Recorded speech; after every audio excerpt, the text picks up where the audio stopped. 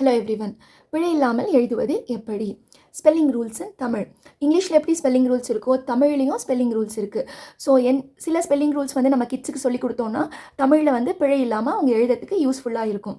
இன்றைக்கி பார்க்க போகிறது ரூல் நம்பர் 1. க ச ட த ப ர. இது எல்லாருக்குமே தெரியும். கசட தபர வல்லினம் என்கிற வல்லின எழுத்துக்களோடு துவங்கும் வார்த்தைகளுக்கு முன்பு மட்டும் ஒற்றெழுத்து வரும். ஓகேவா? இதில் ட ர என்கிற எழுத்துக்களோடு பொதுவாக வார்த்தைகள் துவங்காது. அதாச்சும் என்னென்னா, இந்த கசட தபர இருக்குல்ல, இந்த டரால மட்டும் வார்த்தைகள் வந்து துவங்காது. எந்த ஒரு வேர்டும் டா லெட்டர்லையும் ரா லெட்டர்லையும் ஸ்டார்ட்டே ஆகாது. ஸோ நம்ம வந்து க ச த ப மட்டும் கவனிக்க வேண்டியது. இந்த லெட்டர் மட்டும் நம்ம வந்து கவனிச்சா போதும். க ச த ப. ஸோ ரூல் நம்பர் 1, ஓரெழுத்து சொற்களுக்கு பின் ஒற்றுமிகும். இதுதான் ரூல் நம்பர் 1. எது ஓர் எழுத்து? இங்கே தீ, பூ, கை, இதெல்லாமே வந்து ஓரெழுத்து சொற்கள். சரியா? ஸோ இந்த ஓரெழுத்து சொற்களுக்கு பின் ஒற்றுமிகும். ஒற்றுனா என்ன அப்படின்னு பார்த்தோன்னா, புள்ளி வச்ச எழுத்துக்கள், மெய் எழுத்துக்கள், இதுதான் வந்து ஒற்று அப்படின்வாங்க. இது வந்து நிலைமொழி.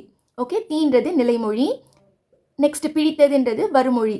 ஸோ இந்த நிலைமொழிக்கும் வருமொழிக்கும் இன் பிட்வீனில் வர லெட்டர் தான் வந்து ஒற்று. ஸோ ஒற்று வந்து மிகுமா மிகாதா? ஓகேவா? தீ கூட்டல் பிடித்தது. ஸோ ஓரெழுத்து சொற்களுக்கு பின் ஒற்று வந்து மிகும். அதாவது முதல் வார்த்தை ஓரெழுத்து சொல்லாயிருந்து இரண்டாம் வார்த்தை க ச த ப ஆகிய வல்லின எழுத்துக்களில் ஆரம்பித்தால் இரண்டுக்கும் இடையே க ச த ப போன்ற ஒற்று வந்து மிகும். Very simple. ஃபஸ்ட்டு அதாச்சும் இந்த ப்ளஸ் இருக்குல்ல, சேர்த்து எழுதுக. ஸோ ப்ளஸ்ஸுக்கு ஃபஸ்ட்டு செகண்டு இல்லை நிலைமொழி வருமொழி, உங்களுக்கு எப்படி ஈஸியாக இருக்கும் ஞாபகம் வச்சுக்கோங்க. ஸோ இந்தங்க தீ இருக்குது, இதெல்லாமே ஒரு எழுத்து. தீ, பூ, கை. இரண்டாவது வந்து பிடித்தது, பறித்தால், குழந்தை.